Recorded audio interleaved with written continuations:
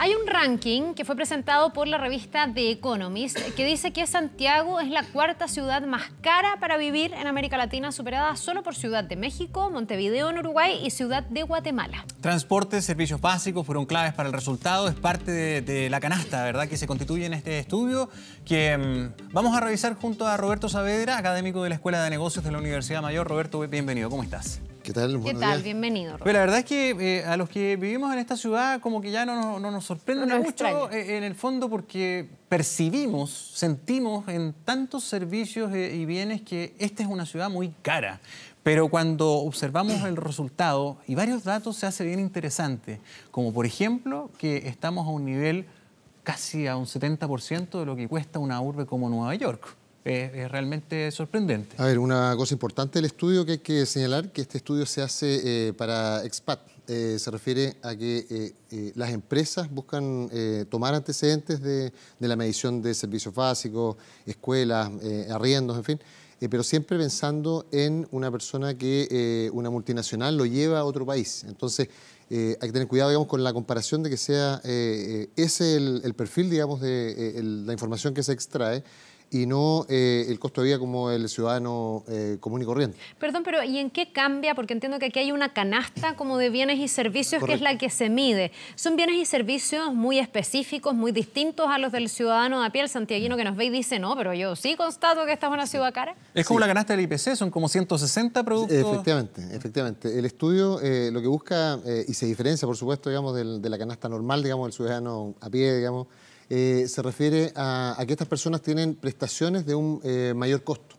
Si nosotros pensamos en una persona que es expat, que viene acá a Chile a estudiar o viene con su familia trasladado por una multinacional, va a tener un training de gasto mucho mayor que un ciudadano normal. Es decir, colegios van a ser mucho más caros, posiblemente bilingües, sus artículos también van a ser de un perfil mayor.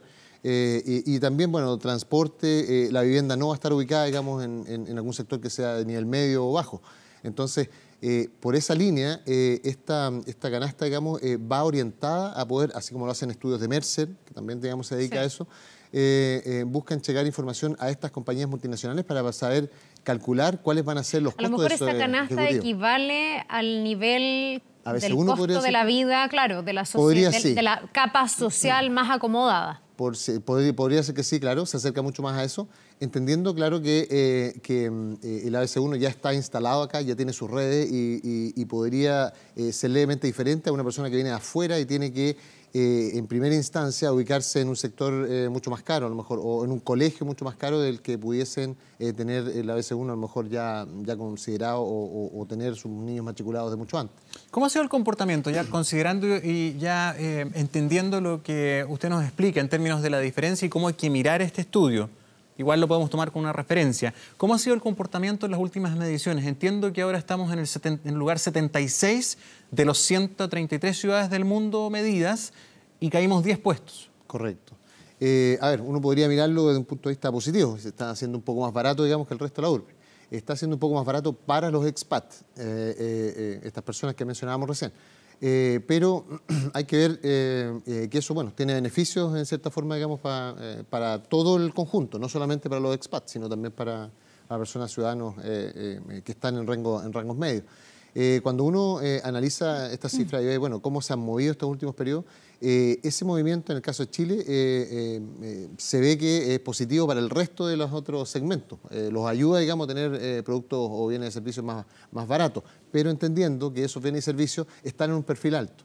Por tanto, si antes la persona podía acceder, digamos, a un rango medio de productos y servicios, ahora puede acceder a un rango mayor con valores más bajos. Ahora, yo no entiendo muy bien cuál es la lectura de este estudio que hacen las empresas. Si en el fondo es bueno estar entre las ciudades más caras o la cuarta de Latinoamérica, porque significa, no sé, que hay una cantidad de bienes y servicios a lo mejor que tienen una mejor calidad, aunque no es necesariamente correlacionado, o al revés, pues dicen, no, mejor en vez de ir a Santiago, que se vaya a Buenos Aires, nuestro ejecutivo, que va de intercambio, porque va a ser más barato, porque Santiago está muy caro, está cuarto en Latinoamérica. A ver, las empresas normalmente la lectura que buscan hacer es en términos de salario, es decir, ellas primero ven los focos, dónde tienen ellos, digamos, sus respectivas redes de colocación de estos ejecutivos.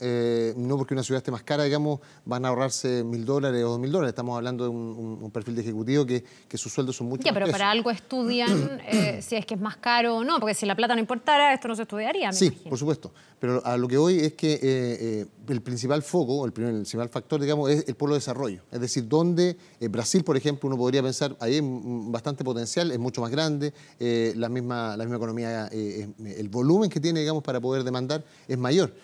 Sin embargo, no aparece en el ranking. Claro, ¿por qué? Porque también influyen, junto con estos polos de desarrollo o potencial de hacer negocios, digamos, regionales, influyen también las condiciones económicas o políticas, digamos, que en ese minuto se desarrollan.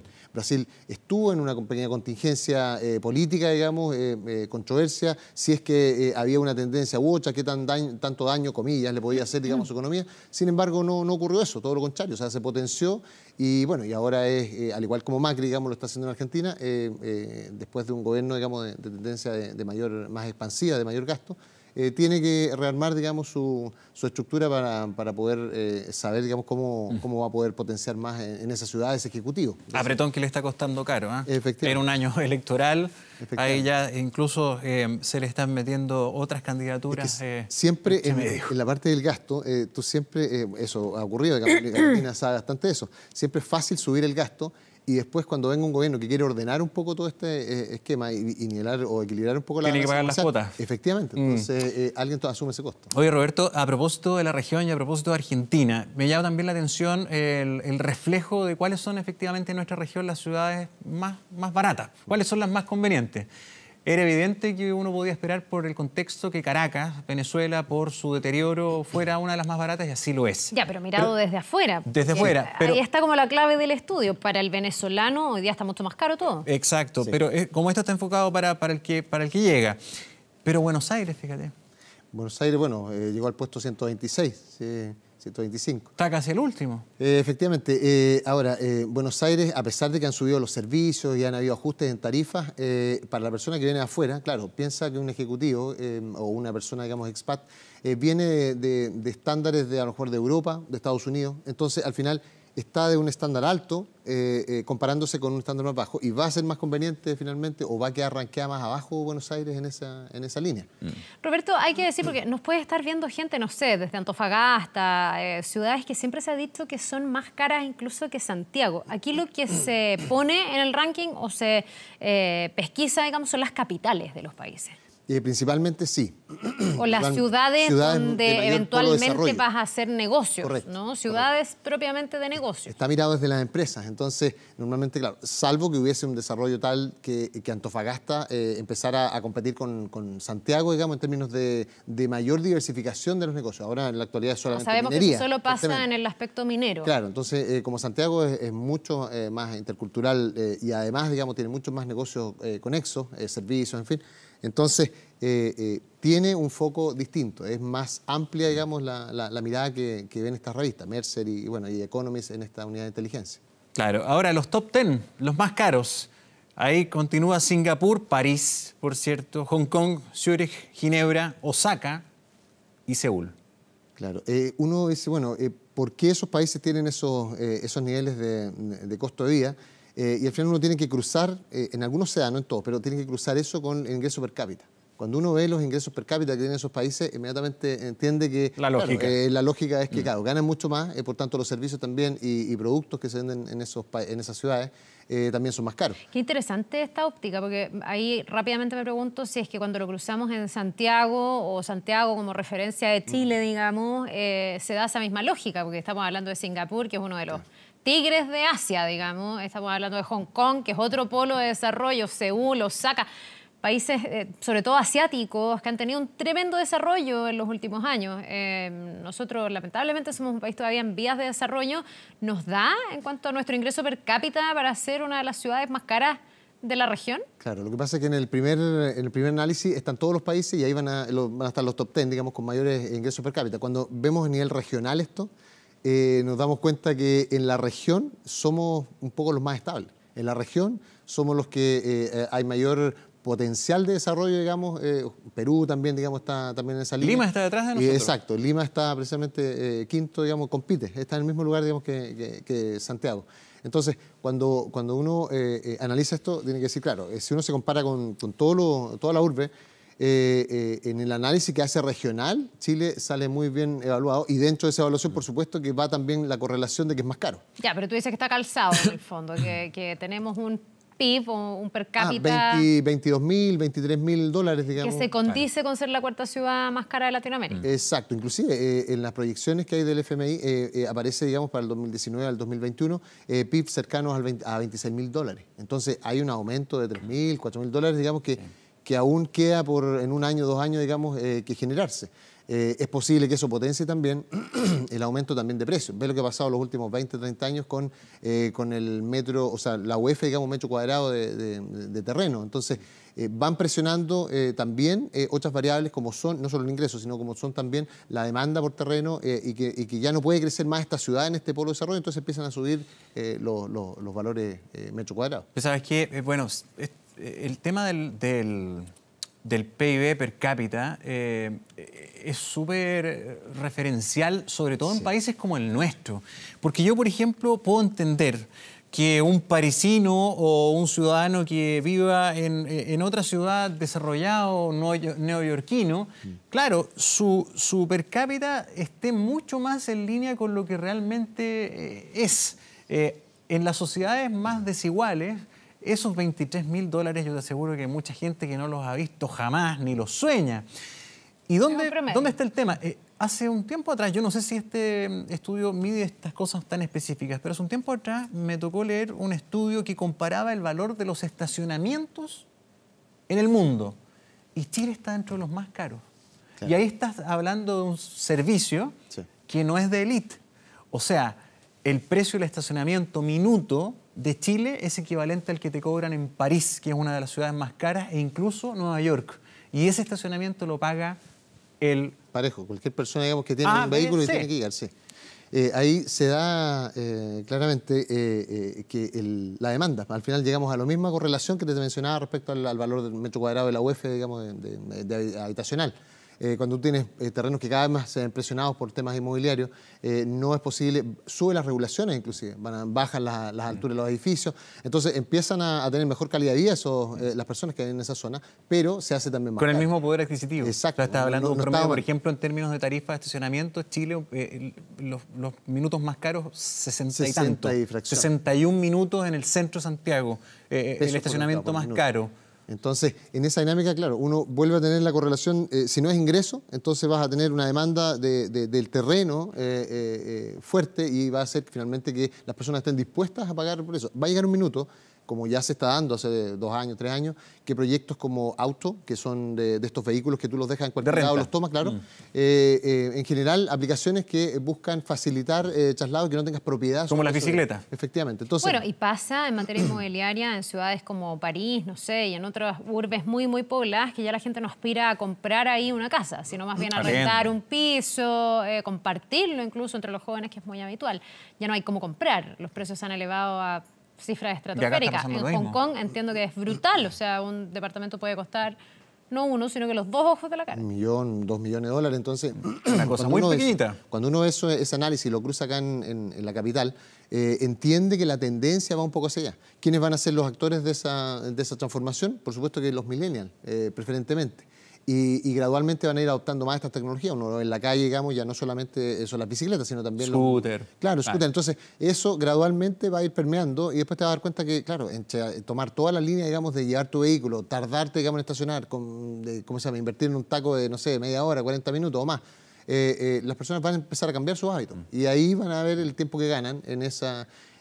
¿cómo se llama? En ese ahorro, en ese cambio de hábito. Y bueno, y los va a motivar para que empiecen gradualmente a contagiarse. Ahora, el desafío, porque esto no solamente puede ser un esfuerzo de las personas, sino que también tiene que haber política pública ad hoc para ese cambio. Afortunadamente en algunas cosas se está haciendo, no hay que ver todo malo. Tenemos cada vez más kilómetros ciclovía, pero tiene que haber una ciudad amigable para que se den este tipo de cosas, porque francamente esto no es una cosa de ser encachado o estar a la moda andar en bicicleta.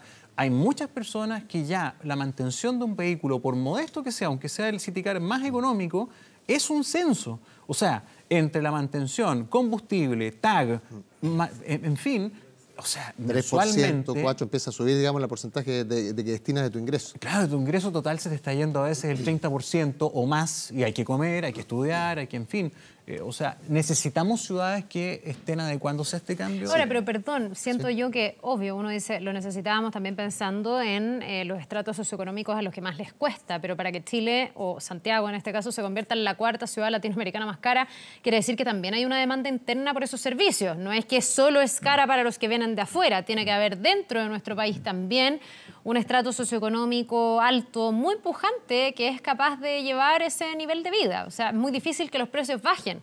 A eso voy. Generalmente va a ir todo subiendo. Sí, Lo contrario es cuando difícil. tienes una oferta limitada, te obliga, digamos, a que finalmente ese consumidor no va a tener otra alternativa de poder hacerlo si es que mantiene esa conducta o ese comportamiento. La pregunta es a qué costo, pero claro, porque en el fondo tenemos un sobreendeudamiento. Cruza ese mismo dato con el sobreendeudamiento. Y mucha gente lleva un muy buen tren y muy alto nivel de vida, pero endeudado hasta los tuétanos del alma, el que tren tampoco le va es muy sumando cada vez más carro. Bueno, o los TAC, digamos, ven en la misma línea. Claro. Si tú ves lo que mencionabas tú respecto a la política pública, uno ve los esfuerzos, digamos, plausibles, digamos, de la ministra Hatt, que está precisamente cambiando flota, colocando tecnología, contaminando menos, en fin. Y en la medida que la ciudadanía empieza a valorar esa mayor inversión, se va a acercar a los valores que tienen en otros países el transporte público. Claro. Tú en Canadá, digamos, en 8 minutos, y claro, me sorprendía lo caro que era allá cuando estuve. Sin embargo, ahora nos empezamos a acercar a esos mismos estándares. Londres, que todo el mundo dice tan caro el transporte público. Entonces, uno dice, bueno, está teniendo mejores beneficios, está teniendo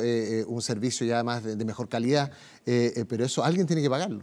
Finalmente, si no es el ciudadano, el Estado, ¿de dónde va a sacar recursos? Oye, me llama mucho la atención de las ciudades que aparecen de Latinoamérica. Le vamos a preguntar a Ignacio Martirena en un ratito más, que Uruguay aparezca como de los países, en este caso Montevideo, como de las ciudades más caras, porque estamos hablando del precio de los estacionamientos. Yo de las pocas ciudades que recuerdo haberme parado todavía en la calle sin estacionamientos concesionados es Uruguay. En Uruguay también hay un sistema de educación pública que pudiera ser un poco más fuerte, digamos, que el chileno, que aquí lo hay, pero sabemos que hay dudas de calidad, etcétera. Es un polo de negocios Uruguay que en el fondo sustente el que se convierta en la tercera o segunda, no me acuerdo, más cara de Latinoamérica. El año pasado estuve en Uruguay, recorrí algunas zonas y mira, me interesó mucho conversar con las personas, digamos, de allá, para poder obtener, digamos, la realidad en lo micro. En términos macro, Uruguay, el fuerte, digamos, de ingreso que tiene, lo desarrolla a través del turismo. Es decir, depende mucho de Brasil, depende de Argentina y otras partes del mundo. Entonces, su gran generador de riqueza va a ser precisamente que muestre de manera adecuada, digamos, sus paisajes, sus playas, en fin, su hotelería. Y eso lo hace, está en esa línea. ¿Cuál es el detalle con Uruguay? En la medida que ese mensaje empieza a recuperarse Brasil, Argentina, con los problemas que tiene, hay una clase acomodada que igual viaja, que no se va a quedar en Argentina, digamos, a vacacionar. Entonces, mantiene o genera mayor demanda en los periodos, digamos, porque tiene mejores playas, en fin, y lugares que visitar, y hace que esa demanda suba. Por tanto, los precios también, digamos, se mantienen competitivos, digamos, en esa línea. Si pensamos en los servicios, tú mencionabas, digamos, el tema de educación, es mucho más manejable, es un país más chico. Entonces, eso hace que, además, el uruguayo, digamos, es una persona en general bastante culta.